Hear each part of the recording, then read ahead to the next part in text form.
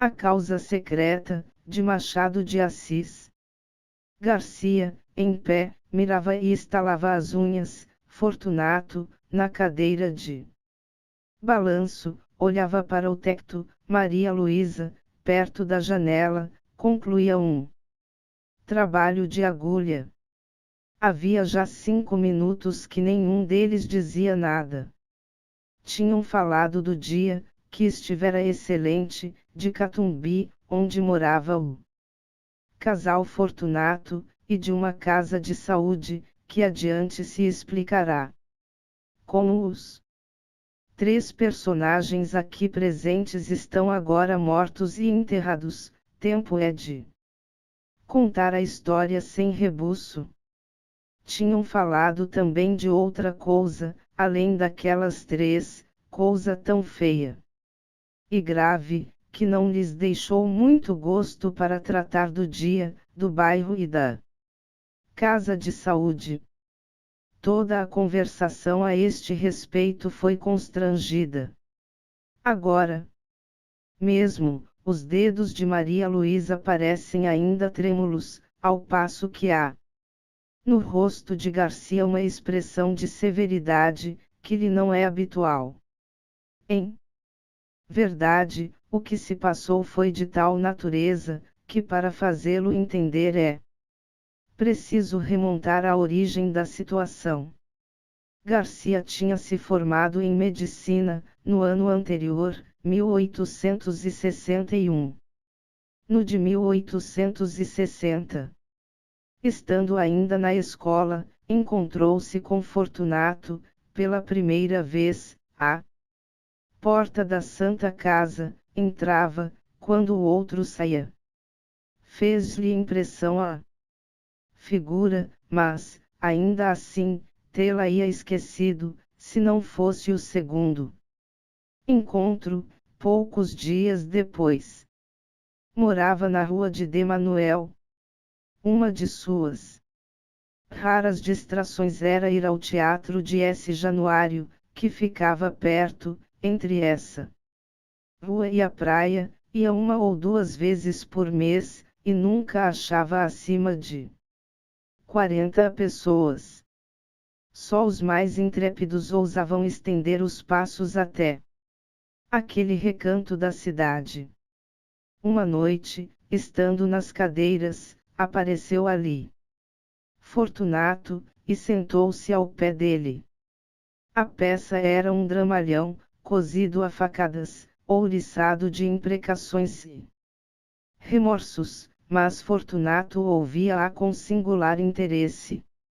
Nos lances do Larousse, a atenção dele redobrava, os olhos iam avidamente de um personagem a outro, a tal ponto que o estudante suspeitou haver na peça reminiscências pessoais do vizinho.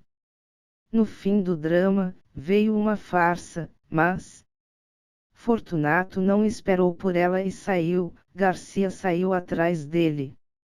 Fortunato foi pelo beco do cotovelo, rua de S. José, até o Largo da Carioca.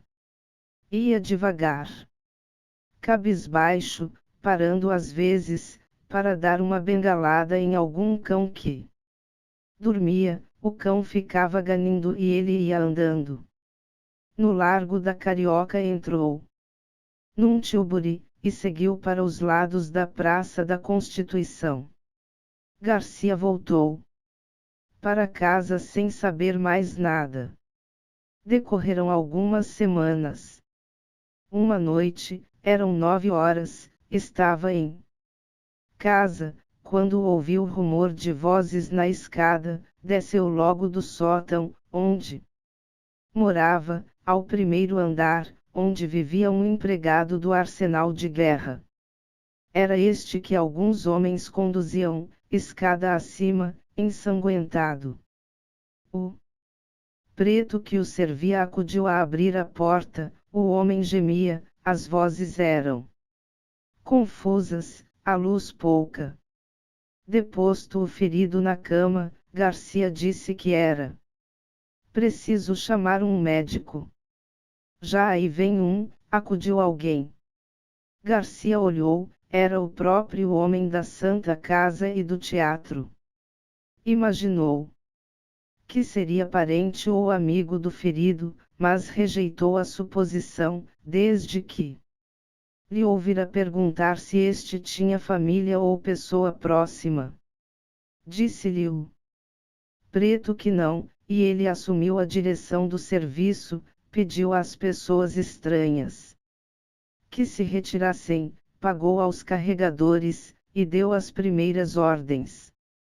Sabendo que o Garcia era vizinho e estudante de medicina, pediu-lhe que ficasse para ajudar o médico. Em seguida contou-o que se passara. Foi uma malta de capoeiras. Eu vinha do quartel de Moura, onde fui visitar um primo, quando ouvi um barulho muito grande, e logo depois um ajuntamento. Parece que eles feriram também a um sujeito que passava, e que entrou por um daqueles becos, mas eu só vi a este senhor, que atravessava a rua no momento em que um dos capoeiras, roçando por ele, meteu-lhe o punhal. Não caiu logo, disse onde morava e, como era a 2 passos, achei melhor trazê-lo. Conhecia-o antes? Perguntou Garcia. Não, nunca o vi. Quem é? É um bom homem, empregado no arsenal de guerra. Chama-se Gouveia. Não sei quem é. Médico e subdelegado vieram daí a pouco, fez-se o curativo, e tomaram-se as informações. O desconhecido declarou chamar-se Fortunato Gomes da Silveira, ser capitalista, solteiro, morador em Catumbi. A ferida foi reconhecida grave. Durante o curativo ajudado pelo estudante, Fortunato serviu de criado, segurando a bacia, a vela, os panos, sem perturbar nada. Olhando friamente para o ferido, que gemia muito. No fim, entendeu-se particularmente com o médico, acompanhou-o até o patamar da escada, e reiterou ao subdelegado a declaração de estar pronto a auxiliar as pesquisas da polícia. Os dois saíram, ele e o estudante ficaram no quarto. Garcia estava atônito. Olhou para ele, viu-o sentar-se tranquilamente, estirar as pernas, meter as mãos nas algibeiras das calças, e fitar os olhos no ferido. Os olhos eram claros, cor de chumbo, moviam-se devagar, e tinham a expressão dura, seca e fria. Cara magra e pálida, uma tira estreita de barba por baixo do queixo, e de uma têmpora a outra, curta, ruiva e rara. Teria 40 anos. De quando em quando, voltava-se para o estudante, e perguntava alguma coisa acerca do ferido, mas tornava logo a olhar para ele, enquanto o rapaz lhe dava a resposta. A sensação que o estudante recebia era de repulsa ao mesmo tempo que de curiosidade. Não podia negar que estava assistindo a um ato de rara dedicação, e se era desinteressado como parecia, não havia mais que aceitar o coração humano como um poço de mistérios. Fortunato saiu pouco antes de 1 hora, voltou nos dias seguintes, mas a cura fez-se depressa, e, antes de concluída, desapareceu sem dizer ao obsequiado onde morava. Foi o estudante que lhe deu as indicações do nome, rua e número. Vou agradecer-lhe a esmola que me fez, logo que possa sair, disse o convalescente. Correu a Catumbi daí a 6 dias. Fortunato recebeu-o constrangido, ouviu impaciente as palavras de agradecimento, deu-lhe uma resposta enfastiada e acabou batendo com as borlas do chamber no joelho. Gouveia, defronte dele, sentado e calado, alisava o chapéu com os dedos, levantando os olhos de quando em quando, sem achar mais nada que dizer. No fim de 10 minutos, pediu licença para sair, e saiu. Cuidado com os capoeiras, disse-lhe o dono da casa, rindo-se. O pobre diabo saiu de lá mortificado, humilhado, mastigando a custo o desdém, forcejando por esquecê-lo, explicá-lo ou perdoá-lo, para que no coração só ficasse a memória do benefício, mas o esforço era vão. O ressentimento, hóspede novo e exclusivo, entrou e pôs fora o benefício, de tal modo que o desgraçado não teve mais que trepar a cabeça e refugiar-se ali como uma simples ideia. Foi assim que o próprio benfeitor ensinou a este homem o sentimento da ingratidão. Tudo isso assombrou o Garcia. Este moço possuía, em germen, a faculdade de decifrar os homens, de decompor os caracteres, tinha o amor da análise, e sentia o regalo, que dizia ser supremo, de penetrar muitas camadas morais, até apalpar o segredo de um organismo picado de curiosidade. Lembrou-se de ir ter com o homem de Catumbi, mas advertiu que nem recebera dele o oferecimento formal da casa. Quando menos, era-lhe preciso um pretexto, e não achou nenhum. Tempos depois, estando já formado e morando na rua de Matacavalos, perto da do Conde, encontrou Fortunato em uma gôndola, encontrou-o ainda outras vezes, e a frequência trouxe a familiaridade. Um dia Fortunato convidou-o a ir visitá-lo ali perto, em Catumbi. Sabe que estou casado? Não sabia? Casei-me há 4 meses, podia dizer 4 dias. Vá jantar conosco. Domingo. Domingo. Não esteja forjando desculpas, não admito desculpas. Vá domingo. Garcia foi lá domingo. Fortunato deu-lhe um bom jantar, bons charutos e boa palestra, em companhia da senhora, que era interessante. A figura dele não mudara, os olhos eram as mesmas chapos de estanho, duras e frias, as outras feições não eram mais atraentes que dantes. Os obséquios, porém, se não resgatavam a natureza, davam alguma compensação, e não era pouco. Maria Luísa é que possuía ambos os feitiços, pessoa e modos. Era esbelta, eiruça, olhos meigos e submissos, tinha 25 anos e parecia não passar de 19. Garcia, a segunda vez que lá foi, percebeu que entre eles havia alguma dissonância de caracteres, pouca ou nenhuma afinidade moral, e da parte da mulher para com o marido uns modos que transcendiam o respeito e confinavam na resignação e no temor. Um dia, estando os 3 juntos, perguntou Garcia a Maria Luísa se tivera notícia das circunstâncias em que ele conhecera o marido. Não, respondeu a moça. Vai ouvir uma ação bonita. Não vale a pena, interrompeu Fortunato. A senhora vai ver se vale a pena, insistiu o médico. Contou o caso da rua de D. Manuel. A moça ouviu-o espantada. Insensivelmente estendeu a mão e apertou o pulso ao marido, risonha e agradecida, como se acabasse de descobrir-lhe o coração. Fortunato sacudia os ombros, mas não ouvia com indiferença.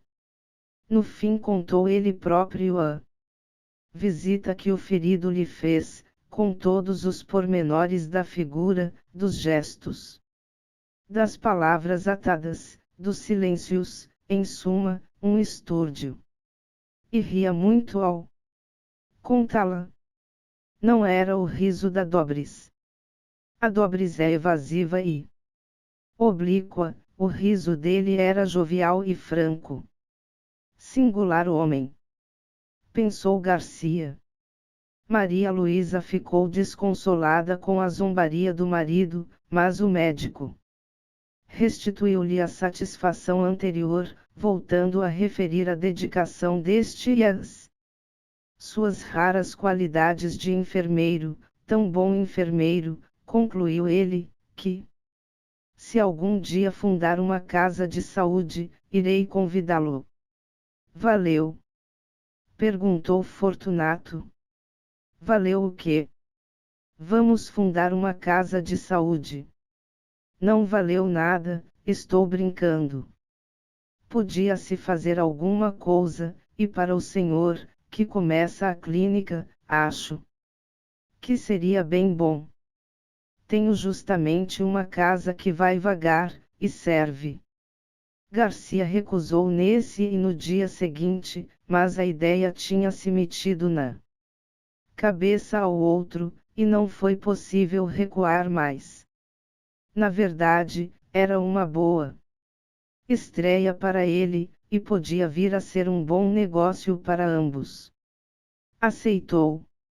Finalmente, daí a dias, e foi uma desilusão para Maria Luísa. Criatura nervosa e frágil, padecia só com a ideia de que o marido tivesse de viver em contato com enfermidades humanas, mas não ousou opor-se-lhe, e curvou a cabeça. O plano fez-se e cumpriu-se depressa. Verdade é que Fortunato não curou de mais nada, nem então, nem depois. Aberta a casa, foi ele o próprio administrador e chefe de enfermeiros, examinava tudo, ordenava tudo. Compras e caldos, drogas e contas. Garcia pôde então observar que a dedicação ao ferido da Rua de Manuel não era um caso fortuito, mas assentava na própria natureza deste homem. Via-o servir como nenhum dos fâmulos. Não recuava diante de nada, não conhecia moléstia aflitiva ou repelente, e estava sempre pronto para tudo, a qualquer hora do dia ou da noite. Toda a gente pasmava e aplaudia. Fortunato estudava, acompanhava as operações, e nenhum outro curava os cáusticos. Tenho muita fé nos cáusticos, dizia ele. A comunhão dos interesses apertou os laços da intimidade. Garcia tornou-se familiar na casa, ali jantava quase todos os dias, ali observava a pessoa e a vida de Maria Luísa, cuja solidão moral era evidente. E a solidão como que lhe duplicava o encanto.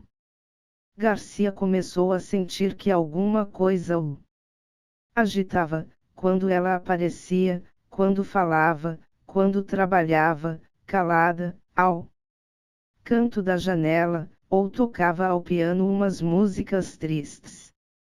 Manso e manso. Entrou-lhe o amor no coração. Quando deu por ele, quis expeli-lo para que entre ele e Fortunato não houvesse outro laço que o da amizade, mas não pôde. Pôde apenas trancá-lo. Maria Luísa compreendeu ambas as coisas, a afeição e o silêncio, mas não se deu por achada. No começo de outubro deu-se um incidente que desvendou ainda mais aos olhos do médico a situação da moça. Fortunato metera-se a estudar anatomia e fisiologia, e ocupava-se nas horas vagas em rasgar e envenenar gatos e cães. Como os guinchos dos animais atordoavam os doentes, mudou o laboratório para casa, e a mulher, com pleição nervosa, teve de os sofrer. Um dia, porém, não podendo mais, foi ter com o médico e pediu-lhe que, como coisa sua, alcançasse do marido a cessação de tais experiências. Mas a senhora mesma, Maria Luísa, acudiu, sorrindo. Ele naturalmente achará que sou criança. O que eu queria é que o senhor, como médico, lhe dissesse que isso me faz mal, e creia que faz. Garcia alcançou prontamente que o outro acabasse com tais estudos.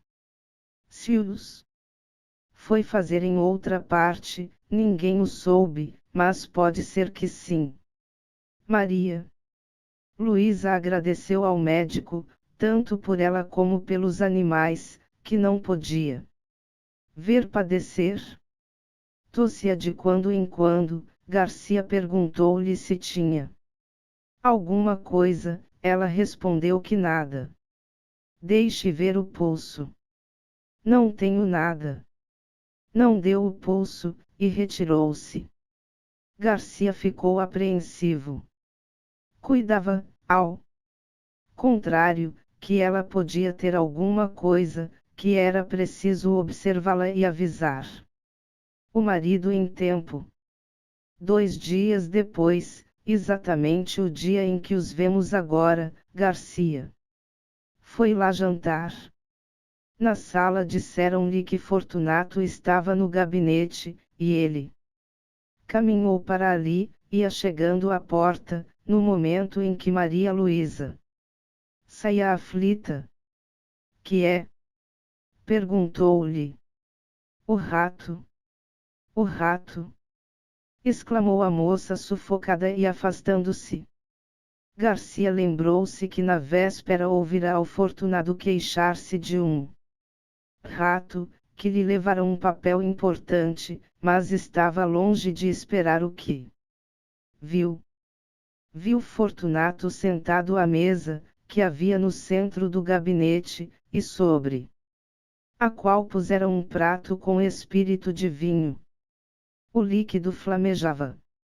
Entre o polegar e o índice da mão esquerda segurava um barbante, de cuja ponta pendia o rato atado pela cauda. Na direita tinha uma tesoura.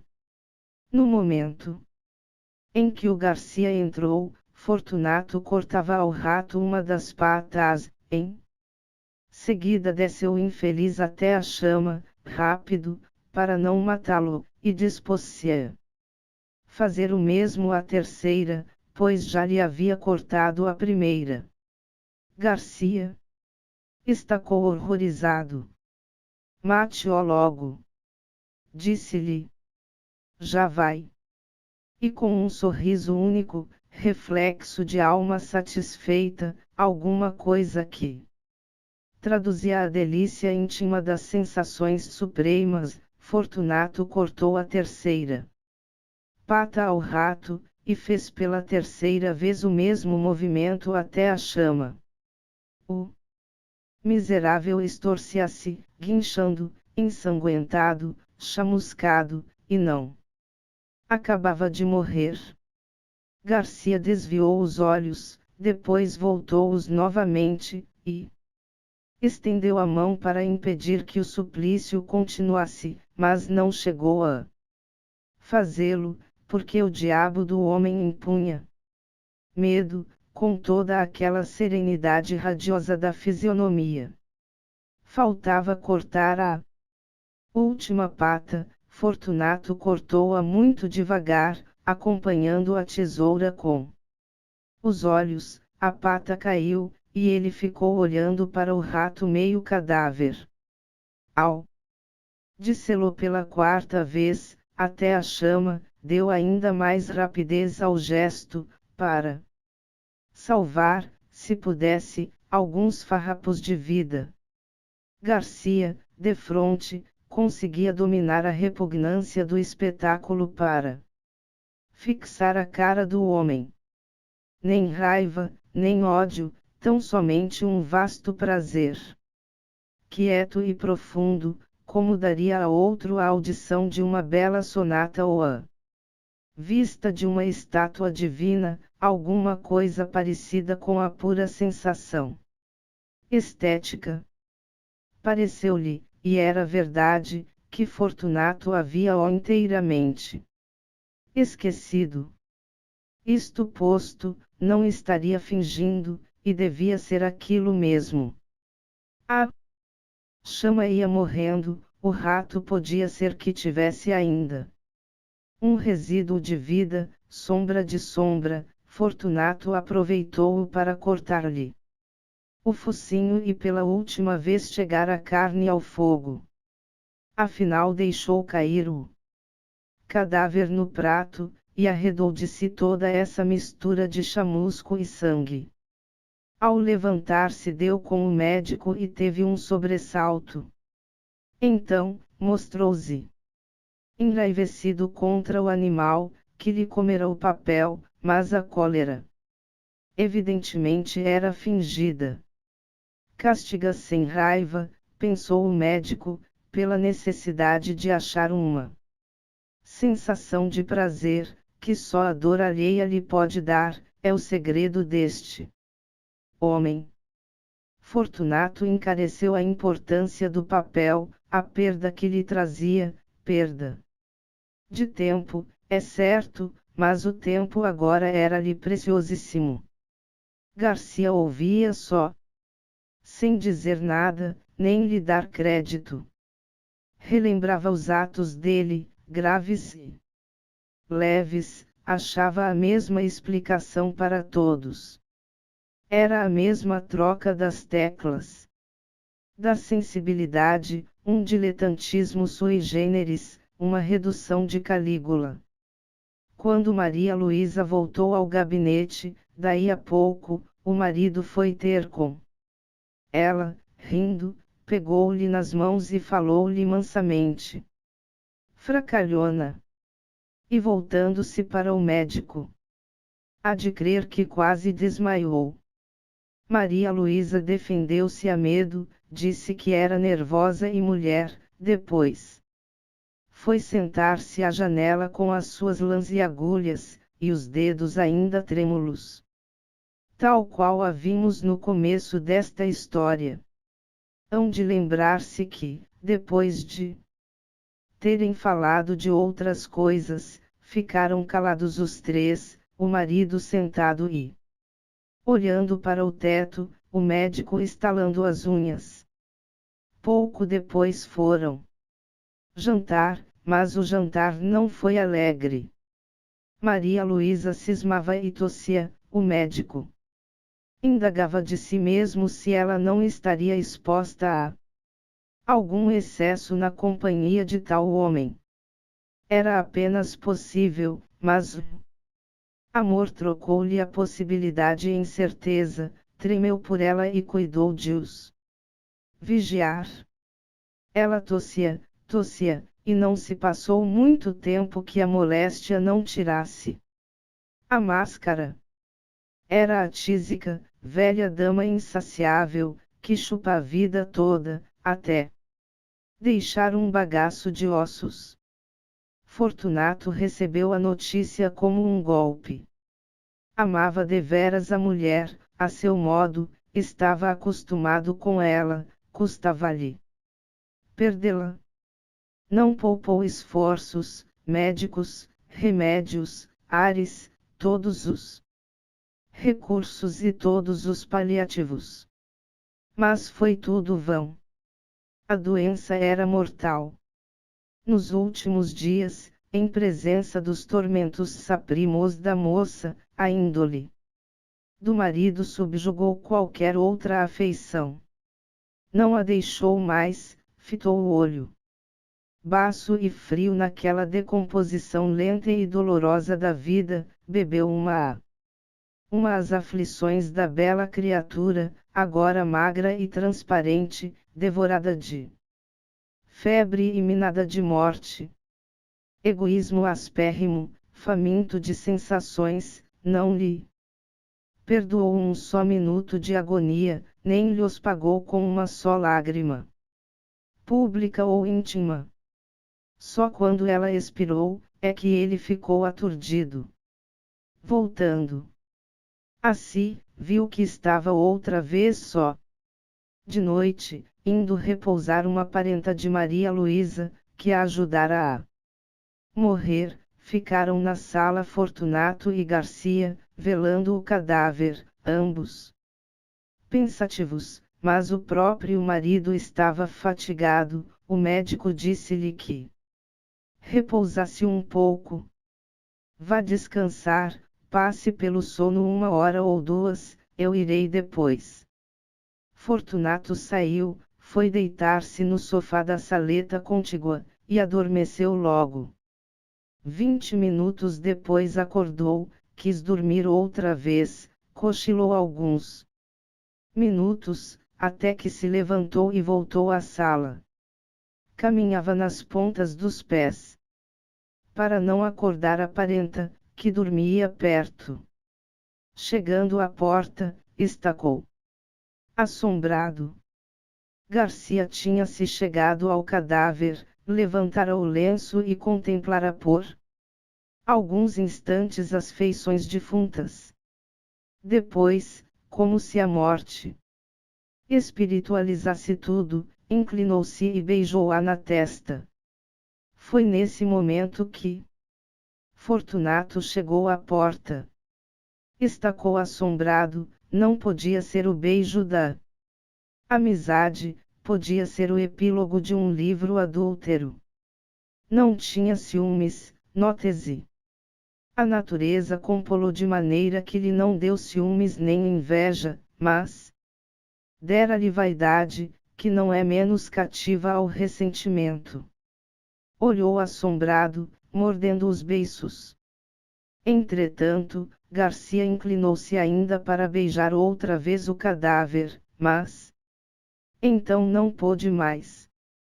O beijo rebentou em soluços, e os olhos não puderam conter as lágrimas, que vieram em borbotões, lágrimas de amor calado, e irremediável desespero. Fortunato, à porta, onde ficara, saboreou tranquilo essa explosão de dor moral que foi longa, muito longa, deliciosamente longa. Fim. Fonte: Assis, Machado de Obra completa. Rio de Janeiro, Nova Aguilar 1994. V. Segunda. Texto proveniente de A Biblioteca Virtual do Estudante Brasileiro, a Escola do Futuro da Universidade de São Paulo. Permitido o uso apenas para fins educacionais. Texto base digitalizado por Núcleo de Pesquisas em Informática, Literatura e Linguística.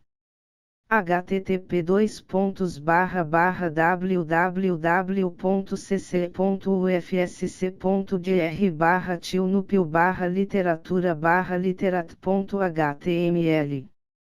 Este material pode ser redistribuído livremente, desde que não seja alterado, e que as informações acima sejam mantidas.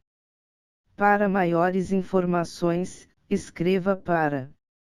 Estamos em busca de patrocinadores e voluntários para nos ajudar a manter este projeto.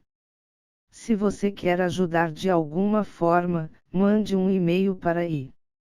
Saiba como isso é possível.